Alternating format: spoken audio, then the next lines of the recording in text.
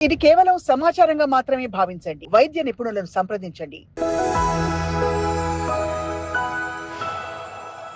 It's actually అంటే మామూలుగా ఈ సీజన్ రాంగానే ఒకప్పుడు చాలా కషాయాలు కాచేసి రకరకాల పద్ధతుల్లో ఇంట్లోనే ప్రివెంటివ్ మెషర్స్ తీసుకునేవారు. ఈసారి వాట్ ఆర్ యూ సీయింగ్ అండి?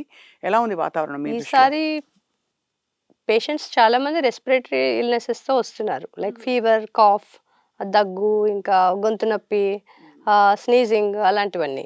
ముక్కు కారడము, హెడేక్స్ ఇట్లాంటివి. They are general viral infections. Like చాలా రెస్పిరేటరీ వైరసెస్ ఉంటాయి మనకి. Like swine flu, H1N1, respiratory syncytial virus. ఇంకా కోవిడ్ ఇప్పుడు ఆల్మోస్ట్ అయిపోయింది. But occasionally we are seeing COVID cases also. ఇవన్నీ కలిపి ఇంకా other mostly influenzas are more common. We are observing. Influenza A and B అది మనం థ్రోట్ స్వాబ్ చేసి కనిపెడతామనమాట. దానికి యాంటీవైరల్ మెడికేషన్స్ ఇస్తాము. ఓసెల్టామెవిరిన్ వస్తుంది twice a day 75 milligrams. But most of the time what we are seeing is dengue cases. This year is very highly like so many cases are there and so many people are getting sick. చాలా sick అయిపోతున్నారు patients. So compared to previous years. So dengue is getting more and more severe form. Okay. So patients డిలేడ్‌గా present అవ్వడము. So దానికోసమే this program is basically to enlighten the people about the warning symptoms of the dengue and how to reach the hospital early to okay. Identify at home. So అన్నిటికి basically high ఫీవరే వస్తుంది కదండి ముందు. High fever వస్తుంది. Plus high ఫీవరే కదా! Fever తగ్గిపోతుందిలే అని డోలో తీసుకుని జనాలు ఇంట్లోనే ఉండి సో దే డోంట్ నో కి ప్లేట్లెట్స్ తగ్గిపోతాయి డెంగ్యూలో అవును. బేసికలీ. సో ఎంత తగ్గిపోతే బ్లీడింగ్ అవుతుంది, లేకపోతే షాక్‌లోకెళ్ళిపోతారు. సివియర్ వార్నింగ్ సైన్స్ అవి. సో బేసికలీ డెంగ్యూ గురించి మనం బ్రీఫ్‌గా చెప్తాం ఒక 2, 3 minutes. Okay. Dengue is basically it is a viral disease, viral fever. Mosquito borne. Mosquito borne illness caused by dengue virus. అందులో ఒక 4 సీరోటైప్స్ ఉంటాయి. డెన్ 1, 2, 3, 4 అని ఉంటాయన్నమాట. సో అవి త్రూ ఏడిస్ ఈజిప్షియా అని మస్కిటో ఉంటుంది వెక్టర్ దట్ ట్రాన్స్మిట్స్ అన్నమాట ఈ వైరసెస్‌ని.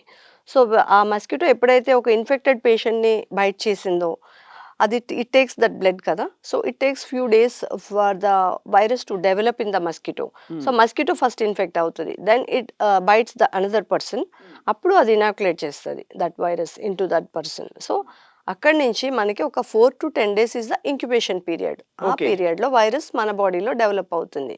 అప్పుడు మనం సైలెంట్‌గా ఉంటాం. సింప్టమ్స్ ఉండవు incubation period. Once that incubation period is over we start having fevers, skin rash. Common things are fever, skin rash, vomiting, nausea. Main in dengue ఏంటంటే కంటి వెనక pain, retro orbital pain. Right. Okay. Pain behind the eyes. So that is a typical symptom of dengue.